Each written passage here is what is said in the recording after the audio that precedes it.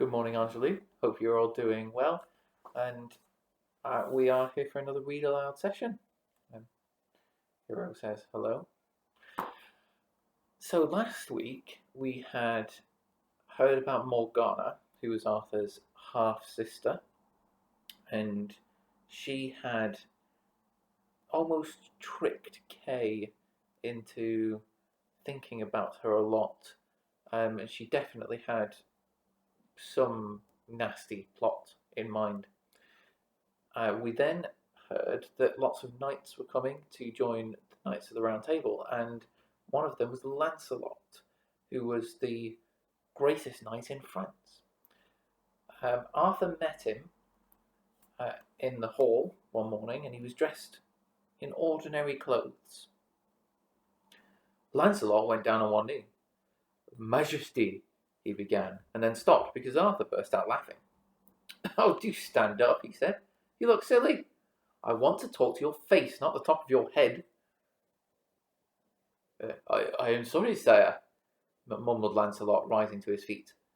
"In the court of King Lucius, everyone had to." "Do you like riding, Lancelot?" Arthur interrupted. "Of course, Majesty," said Lancelot. "Let's go for a ride, then," said Arthur. "And don't call me Majesty. Don't call me Sire, or Highness, or anything like that. I can't get to know you with those fancy names getting in the way." They rode down Camelot Hill, then followed the river north towards a thick wood. It was misty, and the air was cool. "Why did you leave France and come here?" Arthur asked. "Because I was sick of it," said Lancelot. "Lucius used to be a good king, but now he's greedy for money and power. He listens only to people who flatter him, and he started to believe what they say." Lancelot looked straight at Arthur. "I want to serve an honest king, someone who's better than I am." They were in the wood now. There was quiet for a while because Arthur was thinking of what to say. "I try to be honest, but it isn't always easy," he said at last. "I don't know if I'm better than anyone else, but I want to be a good king and put things right. Being a knight of the Round Table isn't about serving me, really. It's about working together to..." Something moved on the road ahead. First it was just mist. Then there was the sound of hooves, and a knight on horseback came galloping down the road. He was dressed in black armour. The helmet was shut to hide his face, and he was pointing a lance at Arthur. A lance is a very long and sort of heavy, almost like a spear, but only used on horseback. Arthur was so surprised that he couldn't move. The figure charging at him through the mist seemed like something out of a dream. Lancelot had no weapons, not even a shield, but he didn't hesitate.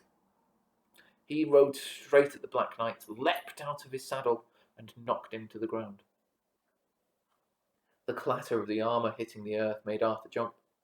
His right hand reached down to draw Excalibur, but then he remembered he'd left the sword at the castle. Arthur rode towards the struggling figures, though he had no idea what he would do when he reached them.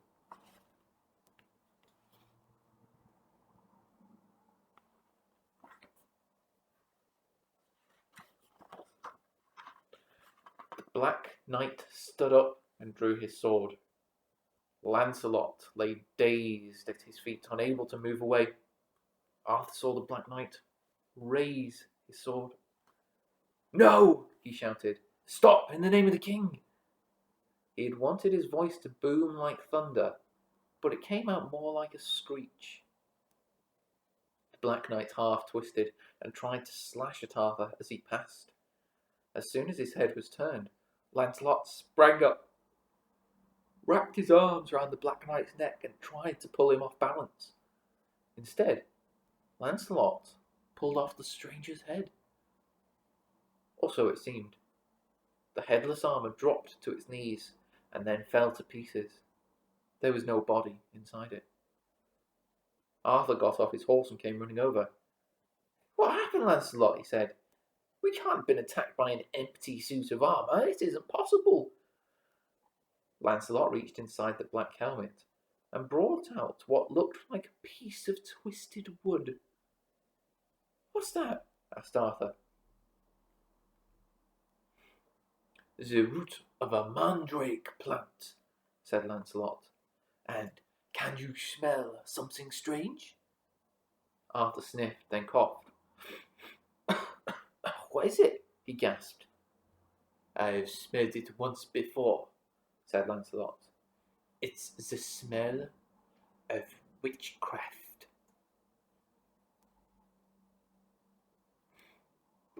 Stay safe, everybody, and I'll do another video for you next week.